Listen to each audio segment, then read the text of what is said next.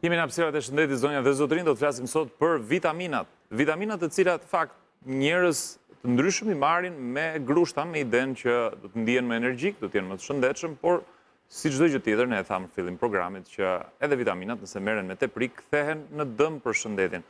Ka nisur në fakt diçka e tillë që në periudhën e Covidit, kur qytetarët edhe nga frika e virusit dhe nga ideja se po mbroheshin më shumë prej tij, merrnin gjithmonë më shumë vitamina. Por, me Gerta Carën, e cila është farmaciste, që na ndihmon her pas here në Mirëmëngjes Shqipëri për të kuptuar çështje të ndryshme shëndetësore, do t'i diskutojmë pak të gjitha sot. Mirëmëngjes. Mirëmëngjes. Mirë se vjen. Faleminderit. Tani, vitaminat janë shumë të mira, shumë të domosdoshme, por që kanë një kufi, paktën në sasinë e përdorimit ditor. Po.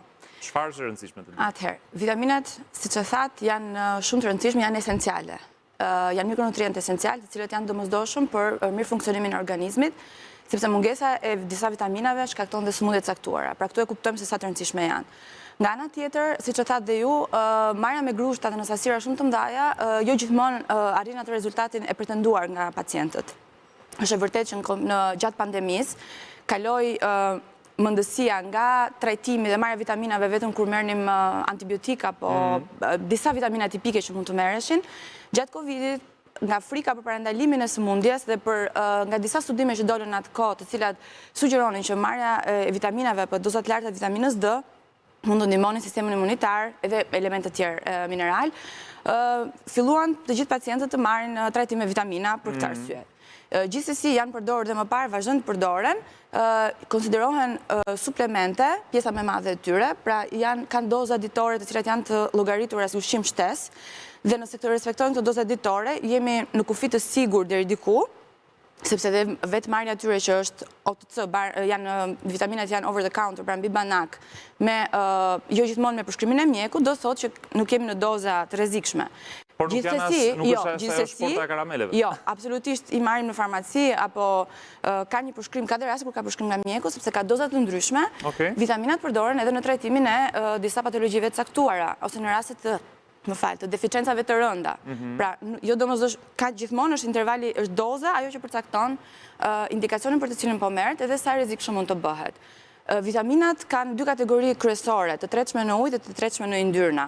Vitamina B dhe vitamina C, pra grupi vitaminave B dhe C, treten në ujë, që do thotë organizmi nuk i depoziton, dhe ne mund t'i ekskretojmë dhe t'i eliminojmë nga organizmi më kollaj, sesa vitaminat A, D dhe E, të cilat janë të tretshme në yndyrna, dhe depozitojnë në organizëm. Duke qenë se depozitojnë në organizëm, ashtu siç është e mira që krijojnë depozita dhe mungesa e tyre vjet re pas një kohe të caktuar, po është po aq e rrezikshme në momentin që merren në doza shumë të larta, sepse ky depozitim shkakton toksicitet. Është e vërtet. Pra, në varësi të dozës. Cilat janë vitaminat më të rëndësishme për t'u pasur sot në po tani grupi kryesor i vitaminave, burimi kryesor i vitaminave janë ushqime. Pra ushqimet bimore, ushqimet shtazore, të cilat përtej atyre, vitamina A, sigurisht, suplementet ekstra, suplementet me vitaminën A, me vitaminën E, vitamina D ka një rol shumë të veçantë gjithashtu. Kanë periudha kohore kur njëra apo tjetra duhet konsumuar pak më shumë? Po tani në sirën e dimrit, kur kemi viroza prezente gjatë gjithë kohës, vitamina C që njihet që është për imunitetin, ka një efekt në sistemin imunitar, sugjerohet shumë. Është si gjithë vjetore C-ja? Doktoresha, apo s'ka lidhja? Është vitamina... Mund të merret për shembull në çdo stin? Atë thash, mund të merret në çdo stin dhe edhe marrja për një kohë më të gjatë apo në një dozë më të lartë nuk ka të njëjtin rrezik siç e ka marrja e vitaminës D në një kohë më të gjatë. Sepse vitamina D, ndryshe nga vitamina C dhe B, siç e thash është e tretshme në yndyrna dhe depozitohet në organizëm. Gjithashtu ka të bëjë me metabolizmin e kalciumit dhe rrit absorbimin e kalciumit në organizëm. Na ndihmon në këtë. Por në momentin që merret në doza shumë të larta, flasim në dozat, sepse vitamina D ka interval doza shumë të lartë, shumë të madh, në momentin që kalojmë në doza ekstreme, në doza shumë të larta dhe pa rekomandimin e mjekut këto doza të larta, ne mund të arrijmë të shkaktojmë hiperkalcemi në organizëm, pra një tepritje të kalciumit, dhe kalciumi i tepër diku do shkojë në organizëm dhe krijon rrezik për kalcifikim të organeve, të indeve të buta, të enëve të gjakut. Pra nuk merret pa rekomandimin e mjekut në doza të larta. Dhe sidomos, duke qenë se vitamina D, e dim të gjithë është vitamina ka të bëjë me diellin, sintetizohet nga organizmi në prezencë të rrezatimit ultraviolet. Nëse ne ekspozohemi idealisht nga ora 10 e mëngjesit deri në orën e drekës, 12 pak a shumë. edhe në orën 1 deri në 2 maksimumi dhe ne po themi flasim për pranverë. Për tani. Se unë gjithmonë ka parasysh verën. Jo, po nëse ne ekspozohemi dhe kemi prezent rezervatimin mjaftueshëm, mund të sintetizojmë vitaminën D në sasi që të jetë e mjaftueshme për organizmin. Për të mos ta marrë në formë suplementi, thua? Po, kjo është teorikisht. Stili i jetës sot që mbyllemi në jemi në ambientet të mbyllura që në orët e mëngjesit. Pra këtë orarin ideal, shumica ose një pjesë e madhe nuk arrin dot ta kapin. Këtu duke pse është deficienca me këtë vitaminën D. Me që jemi këtu, sa kohë do të ishte e mjaftueshme për t'u ekspozuar aq sa duhet, edhe për ta marrë vitaminën D nga dielli në mënyrën më natyrale? Studimet thonë 15-20 minuta në ditë. 15-20 minuta, kaq pak. Po duhet të ekspozohemi në sipërfaqe trupi, krahët, këmbët, kurizi, pra duhet ekspozuar mjaftueshëm në diell që ne të arrijmë ta sintetizojmë këtë në nivelet e duhura. 2 orë në kafene pastaj janë edhe këtu me teprim. Po tani ndoshta mund të na ndihmojë dhe kjo. Po është vënë re sepse është e çuditshme që në Shqipëri, duke qenë një vend mesdhetar me 300 ditë diell në vit nga 365, të kemi një nivele të ulta të vitaminës D. Është një diskutim shumë që bëhet edhe mes nesh, bëhet shumë ky diskutim, si ka mundësi, sepse nga analizat që bëhen, që tashmë është futur rutinë edhe analiza vitaminës D, është stili jetesës ai që ndikon, edhe marrja ndoshta nga ushqimet që nuk është dieta ashtu si duhet. Pra ne nuk kemi dietën aq të balancuar në përditshmëri, pavarësisht se si duhet dhe e dim se si duhet. Praktika, rezultati është ky. Për vitaminat e tjera, të cilat ne themi nuk duhen marrë me tepri, cila është sasia normale? Tani, sasitë e vitaminave janë gjithmonë të përcaktuara, ka një dozë rekomanduar ditore, të cilat janë të përcaktuara në udhëzues dhe cila është për secilën nga vitaminat ka mikrogram të caktuar, vitamina D fillon nga 1000 unite, 2000, 4000, ka doza 25000, pra ka një ekstrem shumë të madh. Vitamina C rreth ka doza që nga 500, 1000, pra janë shumë të larmishme dhe ka formulime të caktuara, të cilat këtë formulën dhe këtë dozën ditore të rekomanduar e kanë shumë mirë përcaktuar, sepse ka udhëzues se si duhet etiketuar vitamina dhe se sa çfarë doze duhet përmbaj dhe se sa është rekomandime për ta marrë gjatë ditës, një formulim të caktuar. Gjithmonë varet nga formulimi. Pastaj ka patologji të caktuara në të cilat marrja e vitaminës është me rekomandimin e mjekut dhe ka doza shumë më të larta, pra doza nuk është ka diferencë midis atij që është suplement dhe merret si shtesë ushqyese ditore dhe atij që merret për qëllim të një patologjie. Vitamina B12 që është në rastin e anemive me kaloblastike ose ose më pas po të dalim në për omega-3 të tjera me radhë? Këto janë kategori tjetër, janë derivat vaj peshkut plus kombinime të tjera me varet të tjerë bimor, suplemente, ka kombinime nga më të ndryshme të pafund. Sigurisht ka disa indikacione të cilat njihen, janë të mirë njohura dhe dihet që vitamina C shërben për imunitetin, vitamina B12, deficienca e saj shkakton sëmundje. Pra jemi në disa indikacione shumë të miratura dhe të studiuara shumë mirë.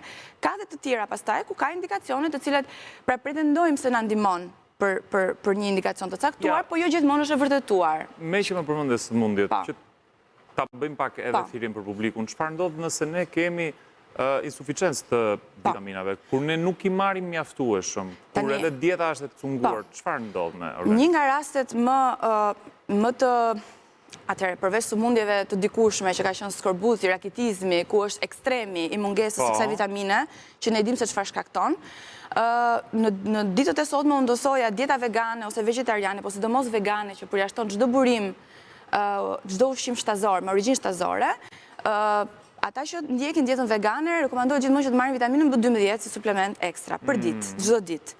Sepse vitamina B12 ka origjinën ne e marrim përmes ushqimeve shtazore dhe mungesa në dietë i jep këtë çrregullim. Vitamina B12. Do ishte ignorancë në këtë rast ta refuzoje? Jo, nuk besoj që refuzohet, por nuk e di se sa rekomandohet në momentin që dikush fillon dietën vegane dhe shikon gjitha benefitet, po themi, kur është benefitet edhe rrisqet, nuk e di se sa e shprehur është kjo gjë. Vitamina B12 në rast deficience shkakton një nga llojet e anemive, pra është një vitamin, janë esenciale vitaminat për organizmin, nuk janë thjesht shtesa që ne i marrim dhe po jemi të shëndetshëm dhe me energji. Pra janë të domosdoshme. Grupi vitaminave D për sistemin nervor, për qelizat e gjakut, grupi vitamina A, E, pra D-ja për sistemin imunitar, të gjitha ndikojnë, ka një rol të caktuar në organizëm. ekziston një dietë ideale që ty të bën të mos kesh nevojë për suplemente ekstra shtesë, nëse ne kujdesemi që çdo vakt jetë i duhur i dhe në mëngjes dhe në drekë dhe në darkë midis. Unë besoj që ne jemi në mesdhe. Dieta mesdhetare është dieta ideale të paktën nga dietologët, nutricionistët që janë më profesionistë se mua për të folur për këtë gjë. Kjo është pak pasi. Por duke qenë besoj që një dietë shumë e balancuar do të ishte e mjaftueshme që ne të jemi, por një dietë e balancuar me këtë stilin e tesës, ku ne ekspozohemi, bëjmë sport, pra i kemi të balancuar çdo gjë dhe nga ana tjetër dhe ushqimi është shumë i mirë dhe jemi duke marrë gjitha vlerat teorikisht do duhet funksionante. Praktikisht, ka dhe patologji të caktuara, mundet që nuk na lejon përthithja gastrike, nuk e përthithim si duhet vitaminën. Dhe shanset e të ndaja që diçka mos të ta përthithi si që duhet trupit. Ose nuk merret si duhet me ushqimin, me barnat të tjera, mund të kenë ndërveprime. Pra, organizmi ka gjithmonë një balans. Mëlçia, veshka që metabolizojnë dhe ekskretojnë lëndë të ndryshme, në qoftë se gjatë gjithë kohës janë duke metabolizuar barnat të ndryshme, shtoktu dhe suplementet, jemi duke lodhur veten, më shumë se sa jemi duke bërë mirë, në rast se nuk kemi nevojë. Pra, është gjithmonë në konsult me mjekun, me farmacistin, për të kuptuar nevojat. Qartë. Gerta, diçka tjetër që ndoshta është e mirë për individin për ta marrë si suplement, nuk e di në këto periudha ku ne shpenzojmë shumë energji kur djersisi me elektrolitet, për shembull, apo ku tion vlera proteinike të tjera, çfarë mund t'i shtojmë dietës ekstra? Tek proteinike, përgjithsisht janë ata që merren me aktivitet fizik të shtuar dhe duan për masë muskulare. Jo, ata kujdesin që të marrin proteina përveç dhe nuk besoj që bazohen vetëm tek proteinat pluhur, por marrin edhe ushqimin, pra marrin mishin e burimet të tilla që të krijohet masa muskulare dhe të mbahet. Vitaminat e grupit B janë goxha të rëndësishme, sidomos për sistemin nervor, por dhe ato kanë atë dozën ideale, sepse nëse kalojmë në efektin e kundërt. Vitamina D, sidomos në stinën e dimrit, për shkak të ekspozimit të diellit, dhe ne mund të jemi në një deficiencë të vitaminës D, por dhe ajo duhet marrë me shumë kujdes, mund të merret disa muaj të caktuar, gjithmonë kjo sa kohë do merret do varet nga doza. Nuk mund të thuhet një fjali tani. Është në varësi të dozës dhe të formulimit. Por ndoshta mund të merret disa muaj një dozë e ulët, pra gjatë përditshmërisë dhe të bëhet pushim për të kontrolluar sa është niveli dhe për të pasur si kemi elementet e tjerë në organizëm. Vitaminat C gjatë dimrit, unë nuk besoj që kanë një mjek ose profesionist tjetër që do të thotë që kanë një rrezikshmëri të lartë vitaminës C. Që nuk e rekomandon fund. Që nuk e rekomandon vitaminën C. Sot po jemi shumë edhe probiotikët, sidomos me marrjen e barnave me antibiotik të ndryshëm për florën intestinale, sepse flora intestinale po rritet gjithmonë më tepër rëndësia e saj, po studiohet më shumë për rolin që kanë në sistemin imunitar dhe për shkak të këtyre gjërave, pra suplementet mund të merren, por unë do soja gjithmonë jo në sasira të mëdha dhe të mendojmë që është suplementi që do na shpëtojë dhe na mbajë. Po ta provosh një si reagon trupi me vitaminat e grupit B. Vitaminat e grupit B janë koenzima të cilat ndihmojnë në reaksionet e metabolizimit të energjisë. Pra, trupin e ndihmojnë të metabolizojë më shpejt dhe më mirë karbohidratet, proteinat, burimet. Po janë disa faktorë të tjerë pastaj se nuk mjafton të marrësh vitamina dhe të shpresosh që do jesh energjik, duhet ta kombinosh me ushqimin e mirë, me gjumin. Vitamina në ajo që quhet shtesë ushqyese, që nga fjala shtesë. Është shtesë. Është një integrator, është një shtesë. Jo, nuk është themelore, ushqimi është themelor. Gjithashtu, por përveç rasteve që thash që flitet me mjekun kur kemi deficienca të cilat janë shumë theksuara dhe kërkojnë një trajtim specifik në doza më të larta. Sa folëm deri tani, s'kan sens nëse ne i biem qaf gjumit. Gjumi, nuk e them unë, e thonë të gjithë, është shumë i rëndësishëm që trupi të rikuperojë, të marrë veten, të kemi energjit, ne mund të mbjetojmë disa ditë me kafe dhe me vitamina dhe me suplemente, por patjetër që është më rëndësishme. Pas trupi do dorëzohet, do duhet të dorëzohemi. Gjithsesi këto janë vitaminat të ndihmojnë në përditshmërinë, por kanë nevojë dhe ato për kujdesin e tyre, sidomos këto që tretën në yndyrna, sepse mund të shkaktojnë bidos dhe toksicitet. Faleminderit shumë, Gerta. Kënaqësi si gjithmonë biseda me ty, këshillat që jep për publikun në drejtime të ndryshme. Koha tani për të dalur tek rubrika e radhës. Është momenti për të pritur Jorgo Pullën. Horoskopi, çfarë thot për datën 1 maj? Ka lajme, thot Jorgo, gjithmonë përpara se të futet në transmetim. E ndjekim bashkë.